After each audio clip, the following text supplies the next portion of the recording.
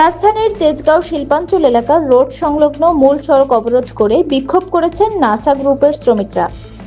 বকেয়া বেতনের দাবিতে হঠাৎ সড়কে নেমে আসায় তীব্র যানজটের সৃষ্টি হয়। তবে কর্তৃপক্ষ পরিস্থিতি নিয়ন্ত্রণের চেষ্টা চালিয়ে যাচ্ছে। চট্টগ্রামের আলোচিত 5 বছর বয়সী শিশু আলিনা ইসলাম আয়াতকে অপহরণ, হত্যা ও মরদেহ 6 টুকরো করার চাঞ্চল্যকর মামলায় আসামি আবির আলীকে মৃত্যুদণ্ড দিয়েছেন আদালত। সেই সাথে তাকে 1 লাখ টাকা জরিমানারও নির্দেশ দেওয়া হয়েছে।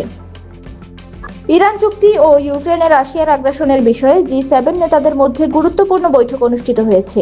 অন্যদিকে যুক্তরাষ্ট্রের টেক্সাসের একটি মহাসড়কে ভয়াবহ প্রাইভেট জেট বিধ্বস্তের ঘটনায় একজন নিহত হওয়ার খবর পাওয়া গেছে।